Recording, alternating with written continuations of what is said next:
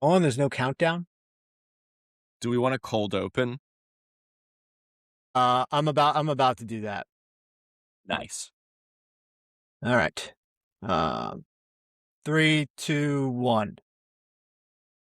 Welcome to episode 1 of the RTD Sports Podcast. I'm Matt Kiwi, and my co-hosts today are Zach Joachim and Savannah Rieger. We'll be releasing shows every Monday on YouTube, Spotify, and Apple Podcasts, and we'll be talking about an array of topics.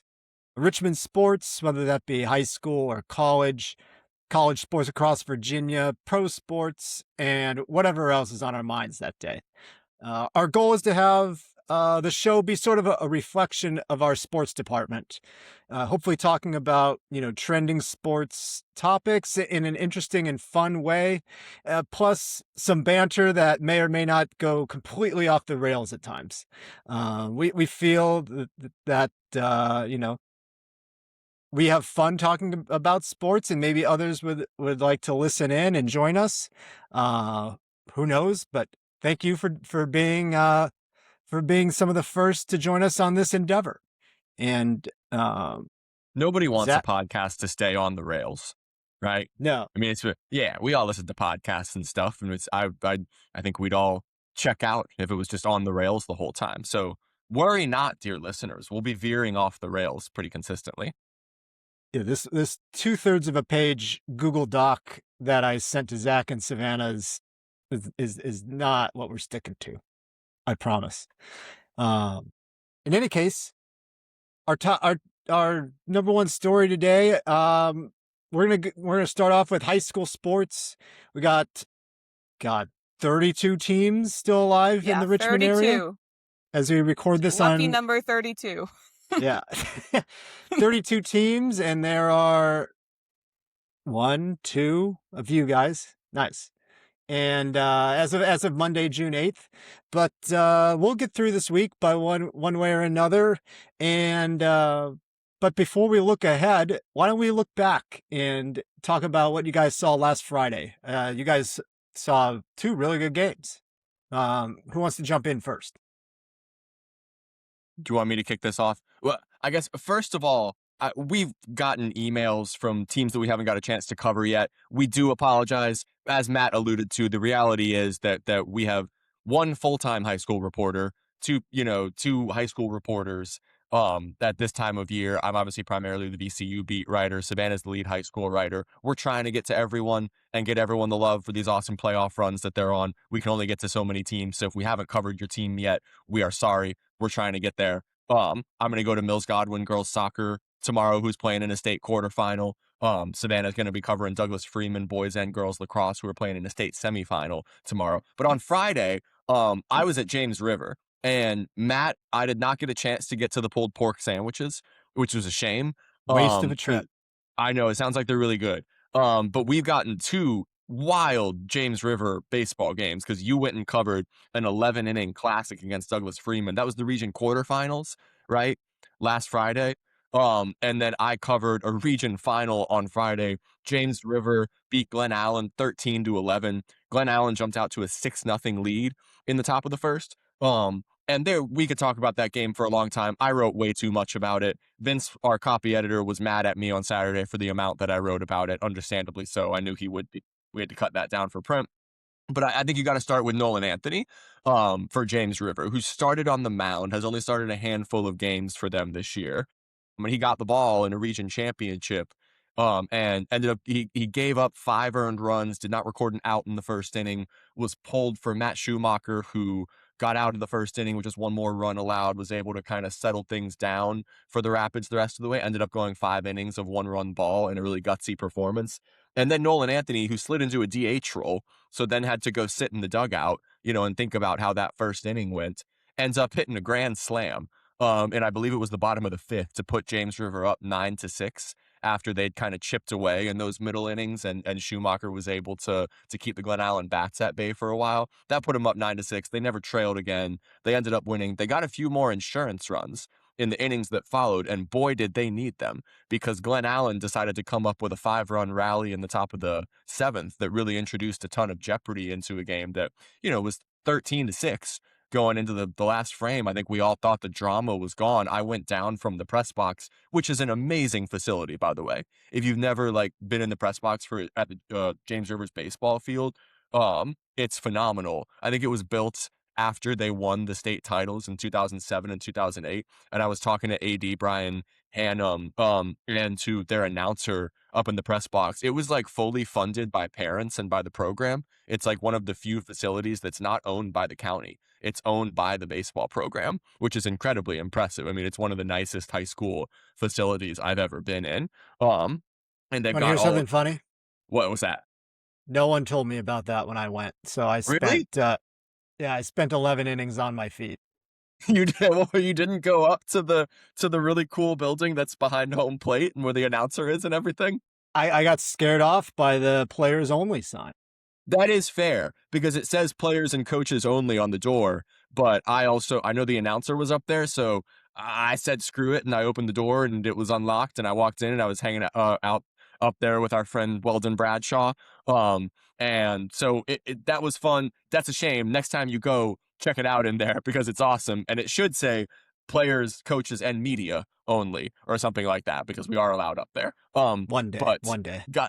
I went down from the press box like for the last half inning. It was 13-6. I was trying to get a celebration video, and then Cooper McPherson hits a grand slam for Glen Allen as part of a 5-run rally, and then all of a sudden it's a 2-run game. They end up getting the tying run on first base and the would-be go-ahead run to the plate, and had to bring in their ace Nate Reed, who pitched earlier in the week. They were obviously trying to save for the state quarterfinal on Tuesday. And he had to come in and close it out, and he got a ground out, and James River ended up winning. But a great show of resilience from Glen Allen battling back. An incredible show of fortitude from James River overcoming that deficit in the first inning, and Anthony's grand slam, a moment of redemption, after he was obviously on the mound when they got that first inning hole.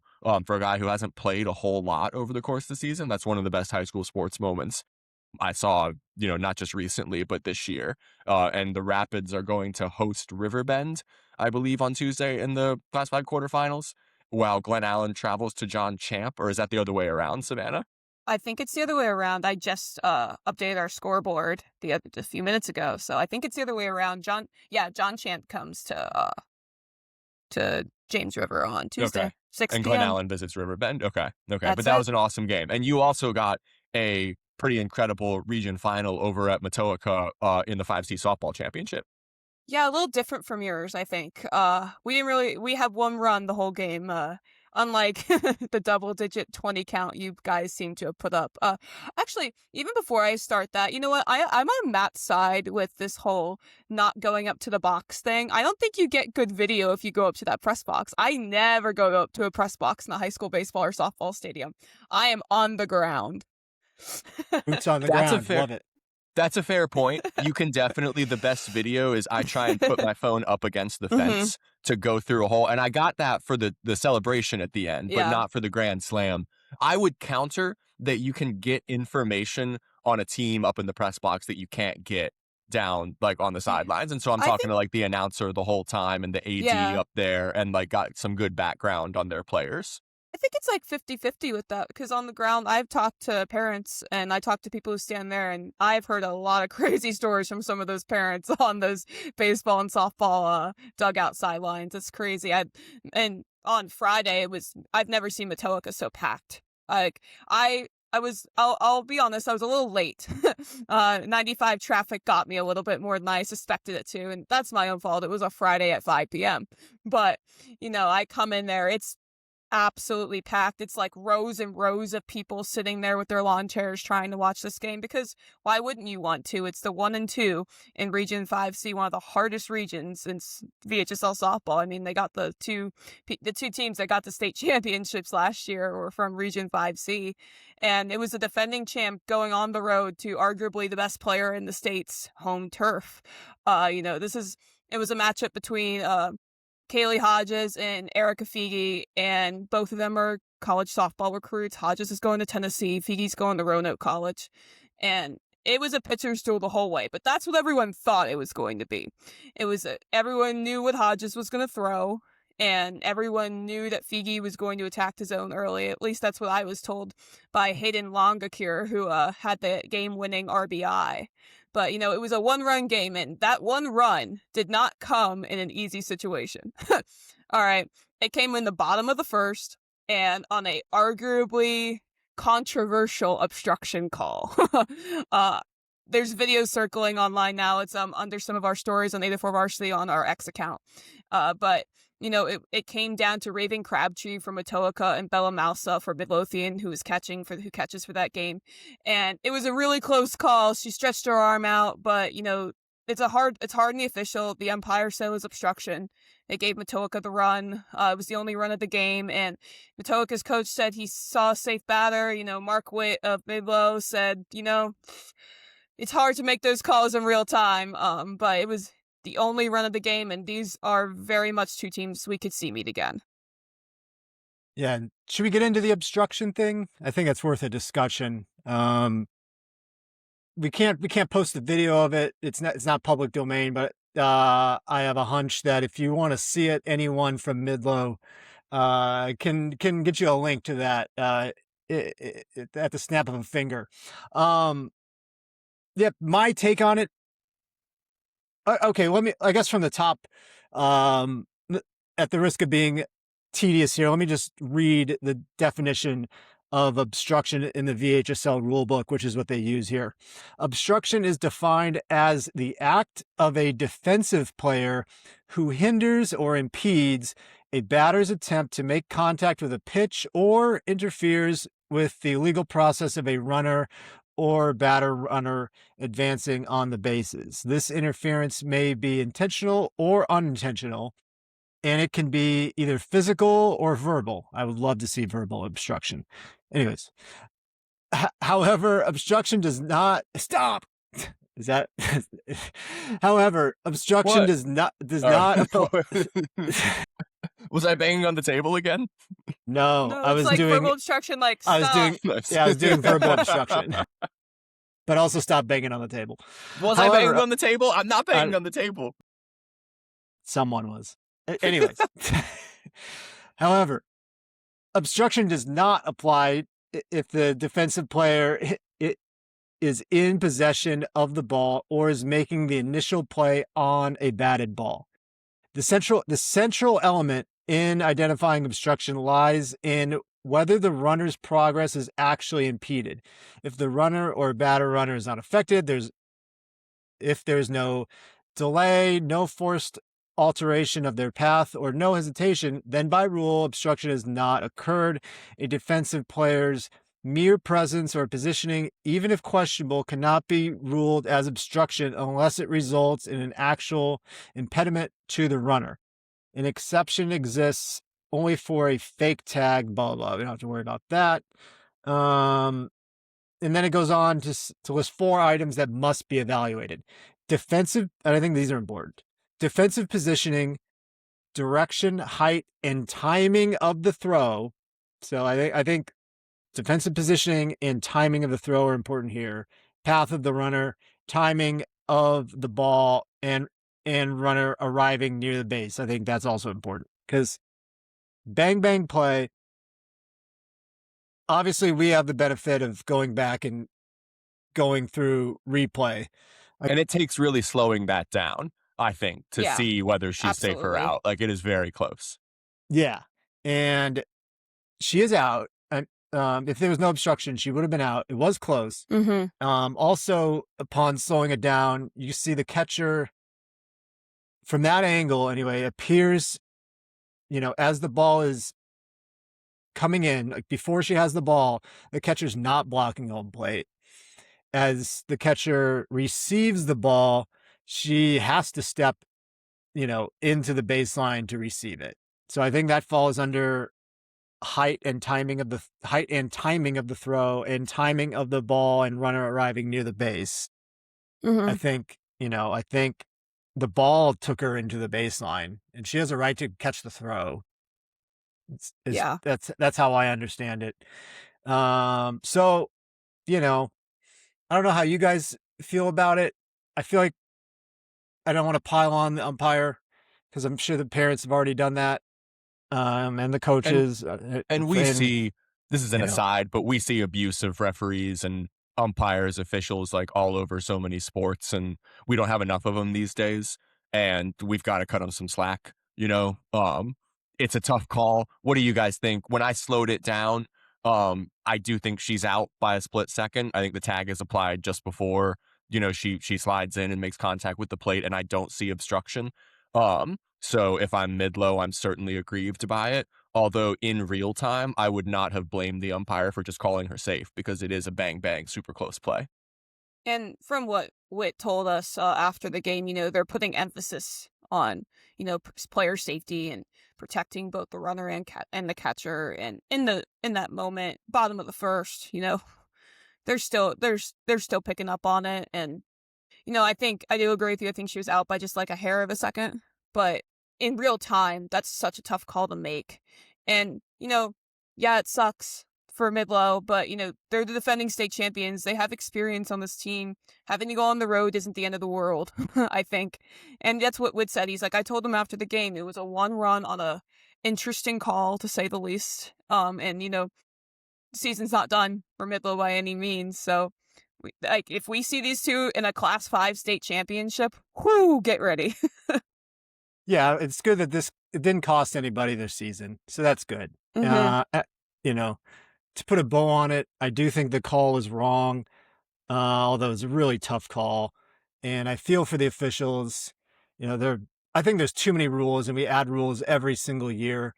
And the other thing that plays a part in this is, like you said, Savannah, is a point of emphasis. And so, if it's not a point of emphasis, which to me says that whoever is in charge of the officials has gone to them directly and said, "Hey, we are looking for this." I could be wrong, but if it's being presented as a point of emphasis, I assume someone has emphasized it at some point down the line. And so if that point of emphasis is not, made, and this isn't kind of lingering in the back of the umpire's mind, is that call even made? Because who knows? Maybe they're even saying, "Hey, we need to call this if it's close." I know they do that in the NFL. So who knows? I think referees have it really tough, and it's not really fair to pile on for something like this, especially when everyone's season is still alive. Everyone can still win a state title. Yeah. So, and like, maybe I'm out of line here. Maybe there's plenty of data of kids getting hurt with plays at the plate here, but I feel like this is all because Buster Posey broke his leg like 20 years ago on a freak play. I got ejected one time in a fall ball game for trucking a catcher. I played for. Did anybody get hurt? Unfamiliar. The catcher was down for a while, and I felt bad. You're not helping my point. I know. For anyone unfamiliar, I played baseball at Maury High School in Norfolk, and we were playing, I think it was Bayside, in a fall ball game one time, and I hit what would have been an inside the park home run when I thought it was a fly out, like off the bat, because it was really high in the air, but the wind was blowing really strong out that day.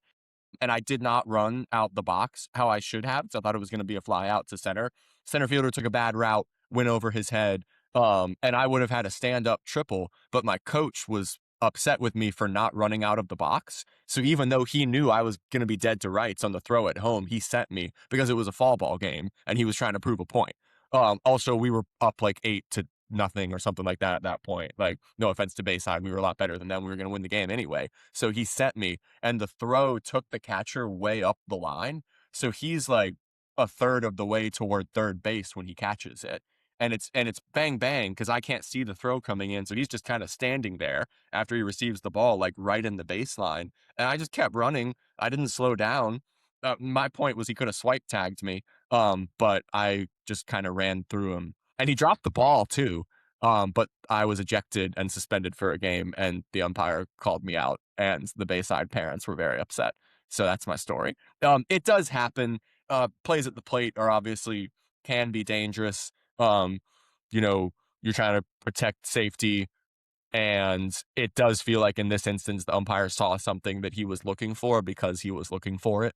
And you see that all the time, when a certain rule is a point of emphasis in a given sport, is you see calls that maybe aren't organic and are because of that conversation and a preconceived notion. Ladies and gentlemen, Zach was a great baseball player in high school. Too many rules. Too many rules. That's going to be a theme you hear from me. Are we ready to embrace debate? I'll take that as a Hush yes. falls over the room. Yeah, let's do it. Also, I wasn't great. I was pretty good. We got destroyed by Hickory in regionals, although they went on to win a state title. Those Chesapeake baseball teams are no joke. Were you all region?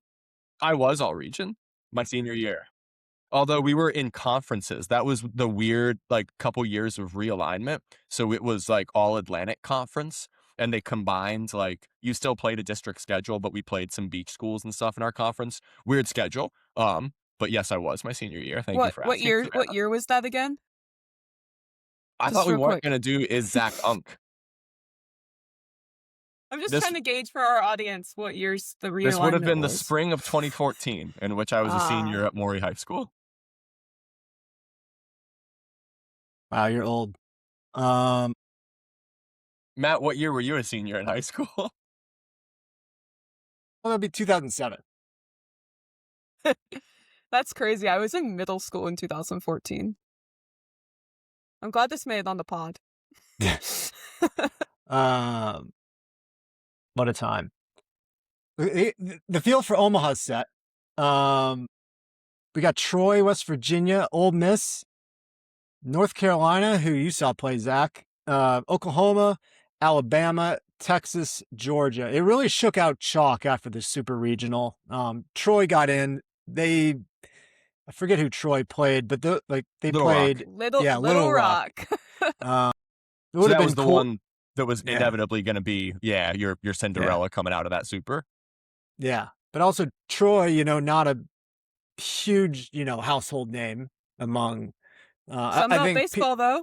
Yeah, I think people who follow college sports know who Troy is, but a casual looking at this list, you ask them who stands out, they'd probably say Troy, right? There are a cool nugget for super regionals that was going around the college baseball sphere. 3 schools that are the Trojans, right, throughout Division I, all 3 were in super regionals. Wow, that's a nugget. Lots of Trojan horse jokes and everything. Do you guys want to sing Country Roads? Country roads. Who had the under on Zach singing on the pod? To the place I belong. All right, I'll stop there. But it was really cool. Morgantown was awesome. Did you guys enjoy those videos as much as I did? It was nice. Yeah. I mean, college baseball. Let's get into it. I think it's sneaky, probably the College World Series. So we're lumping baseball and softball together here. Maybe it's cheating, but I think the College World Series is now the most entertaining / best college sports tournament that we have, in that the games still feel like the game. Does that make sense? It's not one huge commercial. The flow of the game is still the same.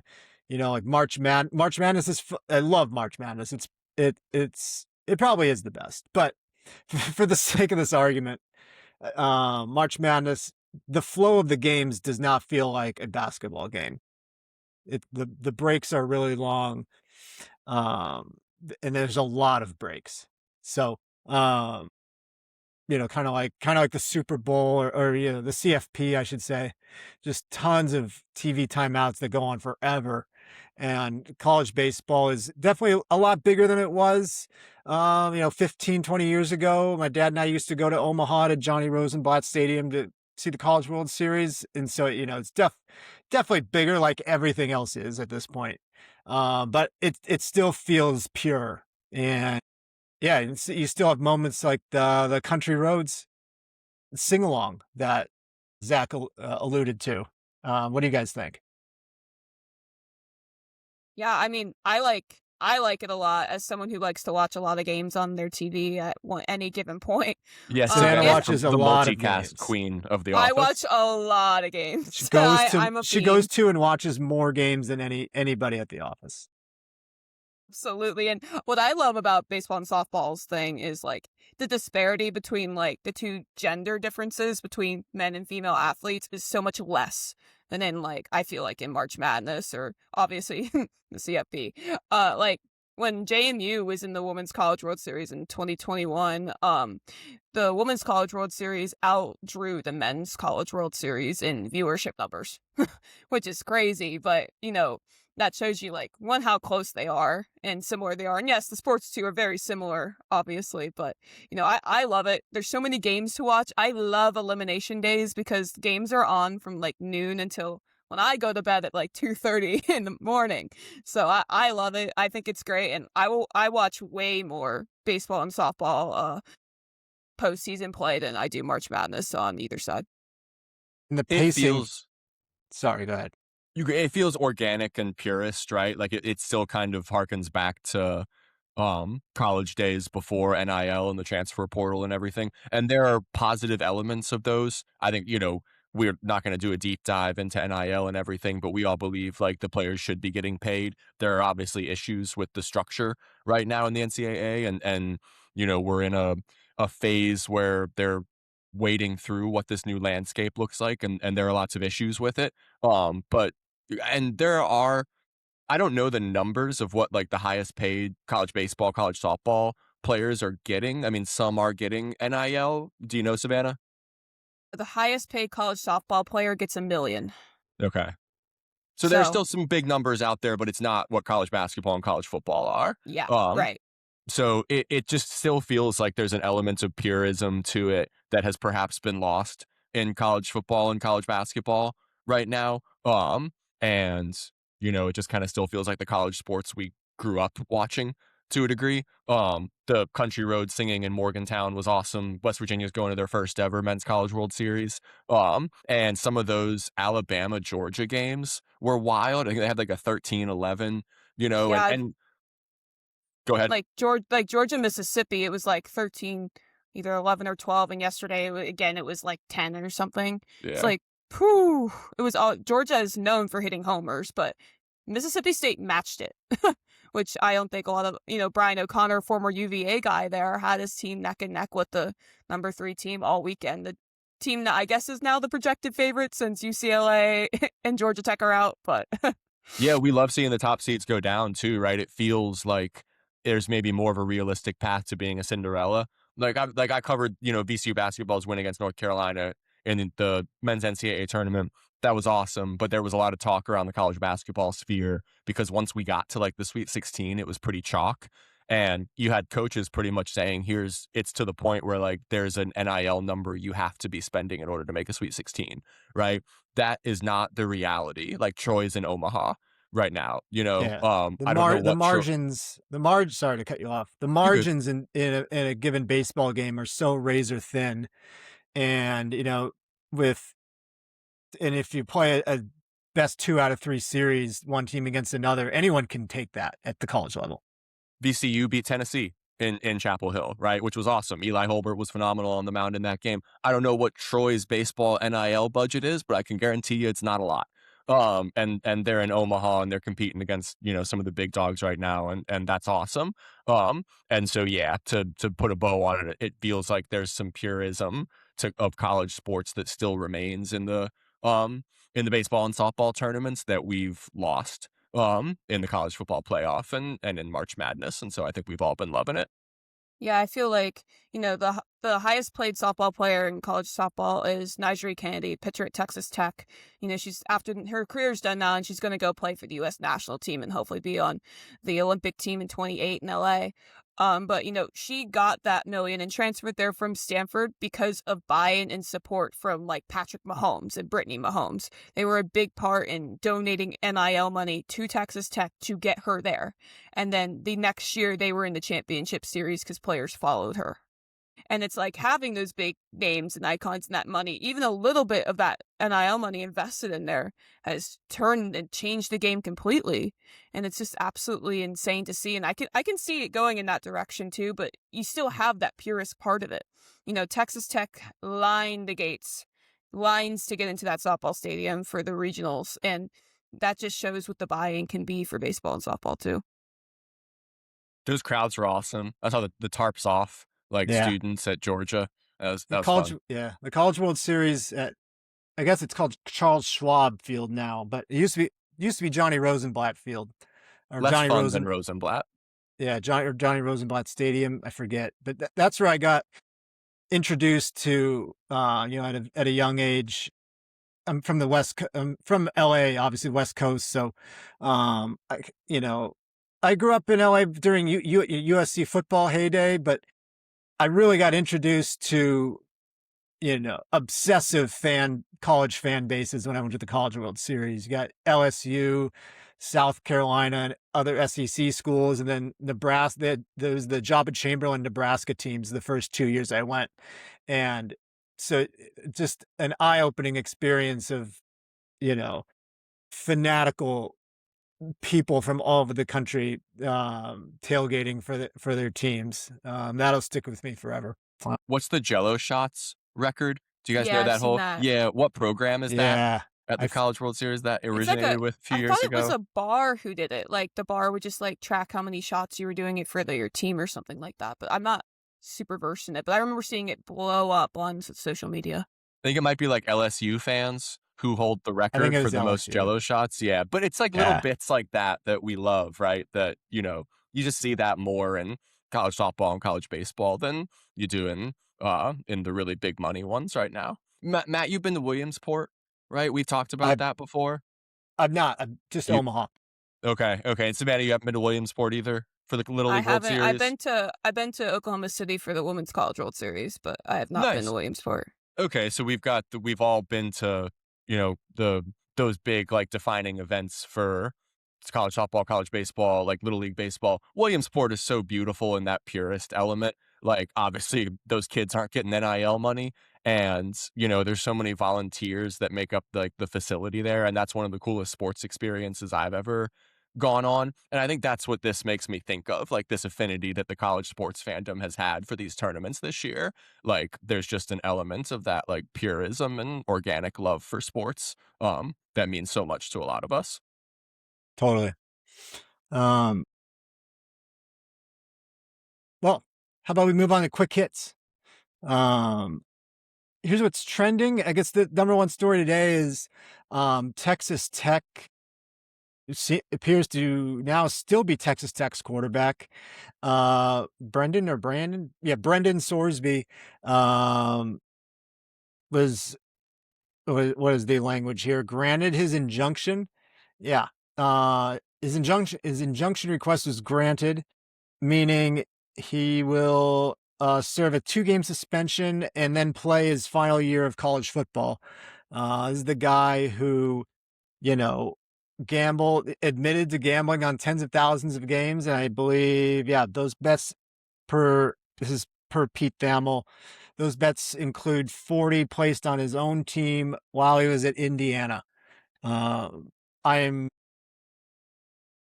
I'm glad that this did not derail his life, but I don't think he needs to play college football anymore. I don't know. No, there's no rules. It's There's bad. no rules, yeah. There's no rules. That's what I've seen all over social media today. Like I think we're hurtling toward eventually collective bargaining, right? With like college athletes. I don't know what that looks like. But the NCAA keeps waiting for Congress to step in here, and they're not going to. And it's a wild west. We've all heard that term used a lot. It makes me think back to Chris Mooney at the A10 tournament, in that story that I wrote when after Richmond's loss, I think it was on Wednesday of the A10 tournament in Pittsburgh, and he was like, I could tell you, 5 of the most shocking things that we've heard, like from a recruiting standpoint, like through text messages and everything, and it would blow your mind. like what's going on behind the scenes in terms of NIL and the transfer portal and eligibility with extra years is completely off the rails right now.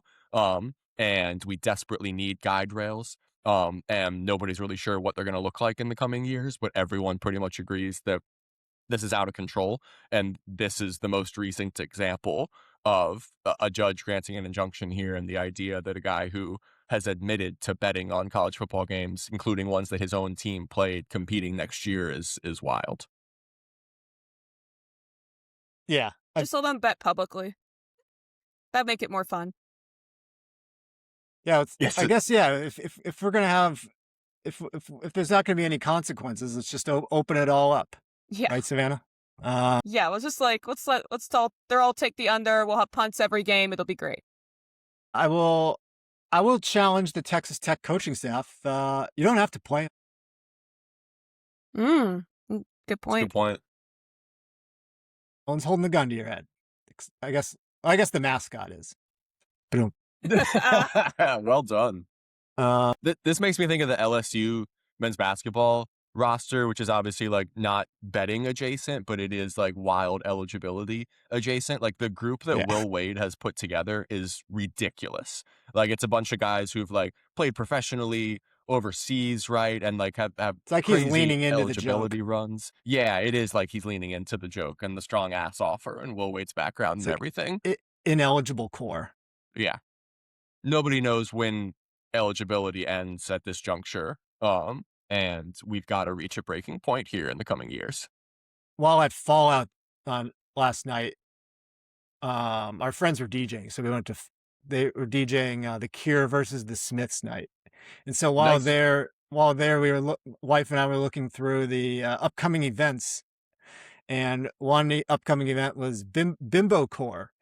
And so we asked somebody what Bimbo Core is, and they're like, yeah, just basically leaning into it. For being kind of like just bimbo positive. And I was okay, yeah. Will Wade is ineligible core, just ineligible positive. A Fallout shout out on the podcast is wild. Did you guys know Episode what you were 1. getting? Did you guys know what you were getting into with Fallout? I know. I've heard about what Fallout is. It was not what I heard about. Maybe there are nights that skew more extreme, but okay. Last night was pretty tame. Okay. It was a Sunday night. And it was, it was open to both members and non-members. I think most nights are open to non-members if they pay a cover. So, but yeah, our friends were DJing The Cure versus the Smiths, kind of goth themed night. They have a lot of goth themed nights. But yeah, my impression was that Fallout is like the kink bar / club of Richmond. Okay, that's like its reputation. I mean, there's some interesting. I mean, it's a place where folks can just go be themselves and kind of not worry about things. Yeah. So, I did not see any. It did not. It was not like Berghain in Berlin. Let's just put it that way. I don't know if you're familiar with the lore of Berghain, but no, I'm not. I would be intrigued to get into it. We will have Richmond nightlife commentary on this podcast, by the way, for anyone wondering. But yeah, I had a lovely time. Anywho, where were we? Sorsby, bad. Just go to the UFL. I don't know. Go to the UFL and then do whatever you want. And we could throw in there too, like we have sympathy for the fact that gambling is an addiction, right? And like obviously a lot of people 1-800-GAMBLER. Like, go seek help.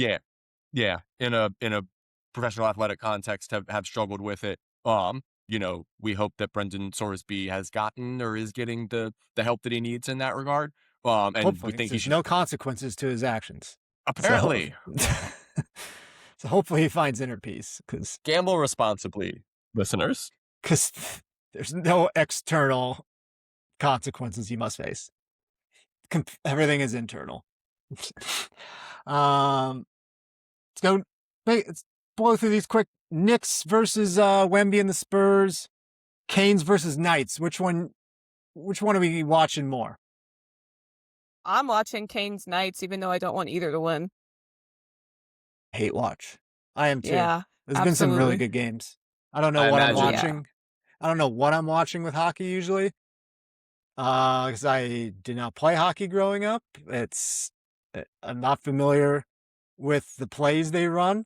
But man, these games are exciting. They're shooting the puck, that's for sure. Indeed, indeed.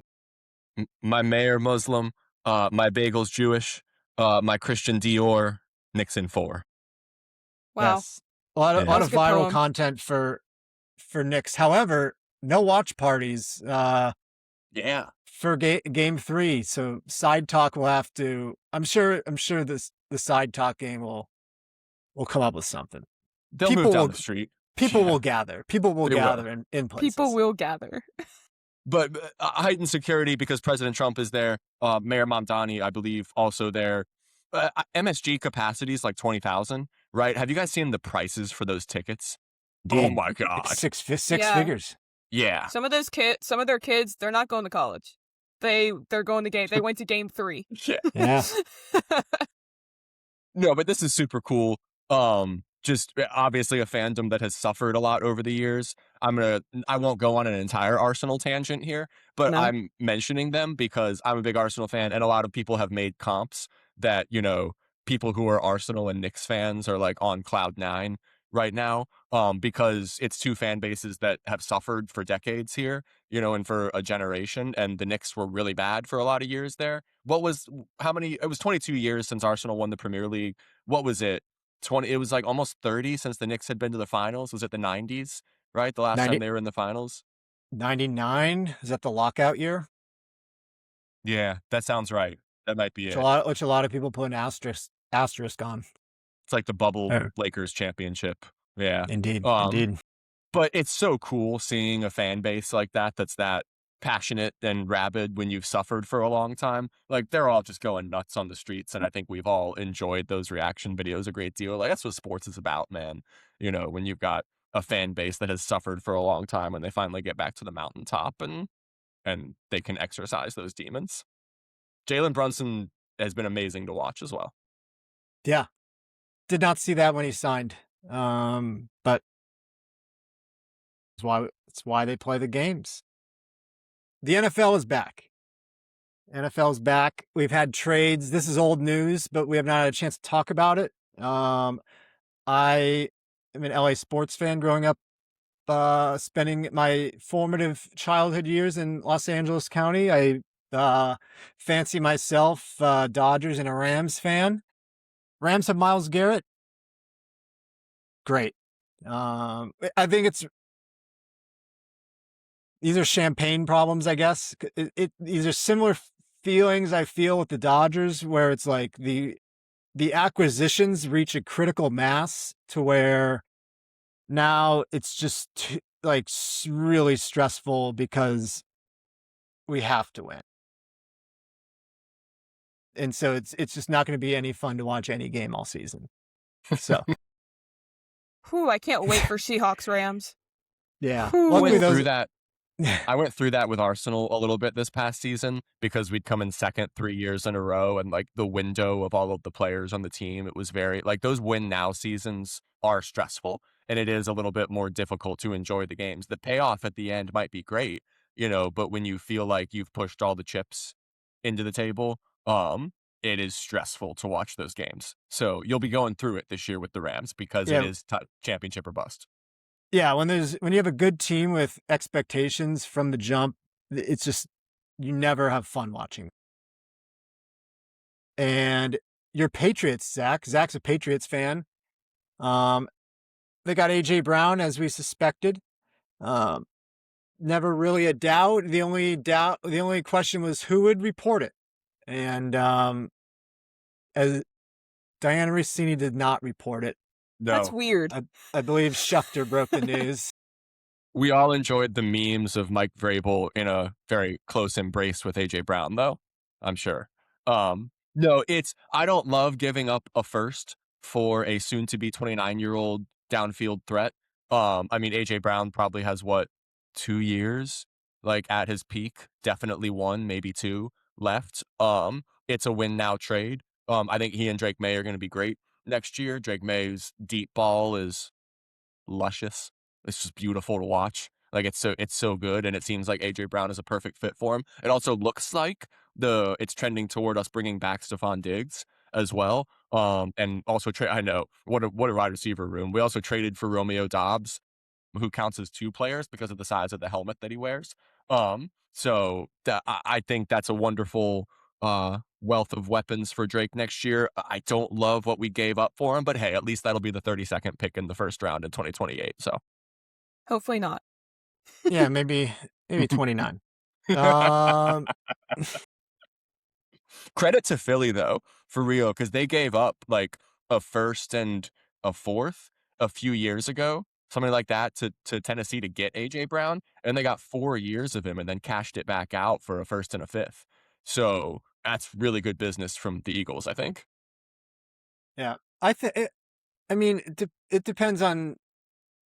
I don't know what AJ Brown's medicals look like. If he has, a bum knee, this take could age poorly. But if his, joints are in good shape and he kind of just ages the way people, like I think of DeAndre Hopkins when he got older, I guess he never had breakaway speed like AJ Brown had, but they both used their body really well to position themselves against defensive backs, and that's not going to go away. So he could age better than you're thinking, but also, I mean, if we'll just see how his knees hold up, because he is a big fella. How old is Devontae Adams? 30, off the top of your head? 34, 35. And Is again, he really Old. Yeah. So that's what Like- you're hoping for as a Pats fan. Yeah, That in he 3-4 just years, AJ Brown could be that. Yeah, he becomes just like a route running technician that's going to And get a red zone open. threat. Yeah. Yeah, it gets open with his, with his brain, and his body, and he knows the geometry of his body and how to use angles. So, if you noticed, matcha is everywhere. Are you in on this? Have you had any form of promotional matcha beverage or cuisine? No, I have not. But I don't drink coffee, so it's never really come across my mind. I drink a lot of coffee, and I don't like matcha. It is chalky. I kind of like the flavor. I do. I've had like matcha candy before and enjoyed it, but I don't like it as a drink because it's chalky and thick. There you go. I Yeah. guess I have a stronger take on it than anybody. I think I'm out. He's out. I think He's out, folks. I'm out. It's the latest embodiment of something meaningful that meets American consumerism and becomes unrecognizable and terrible. And so I'm out. I'm out on the matcha craze. Sorry. I will not be having a caramel matcha You anytime want out soon. permanently. No, I will not eat matcha ice cream. I will not have a matcha caramel latte. I'm out. Sorry. Matt, you know that Seinfeld episode where Kramer wants out of the mail system? Yeah. And he's like, I want out permanently. Like, that's what I'm thinking right now here. To all of our listeners, this is one of my favorite aspects of our office culture is Savannah and Matt's Seinfeld synergy, because they are very consistently just referencing very specific episodes, which is over my head because I like the show, but I'm not not into it like they are, and their Seinfeld knowledge is unmatched. You We can could say make, one line to us and we'll know Yeah. exactly what episode Say and the plot one lines line. of that episode. we could make that Yeah. a segment. And it could just be like, what Seinfeld episode are y'all thinking about today and why? Ooh, that'd could be a that'd segment. Fun. That One would be time, fun. I think I was talking about an episode with Sean Jones and Eric Kolinich was in the office. Eric went to some meeting that took him like a half hour, 45 minutes, and he came back and and I'd gone back to my desk and come back, and I was talking to Sean Jones about the same thing, and Eric was like, "Are you guys still talking about that Seinfeld?" Thanks for tuning in to the RGD Sports Podcast, episode 1. Be sure to look for us every Monday on YouTube, Spotify, Apple Podcasts, maybe eventually more places. We'll see how this thing takes off. The Wright brothers' first airplane was nothing to write home about, but now planes fly everywhere, and everybody credits the Wright brothers. That's true. Take me home to the place we're back, folks. I belong, West Virginia, Mountain Mama, take me home, country road. Now imagine that every day at work. Goodbye, everybody.